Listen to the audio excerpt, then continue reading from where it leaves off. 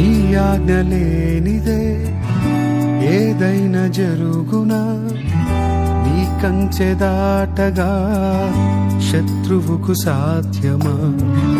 నీ ఆజ్ఞ లేనిదే ఏదైనా జరుగునా, నీ కంచె దాటగా శత్రువుకు సాధ్యమా? ఏమైనా చేయగలవు కథ మొత్తం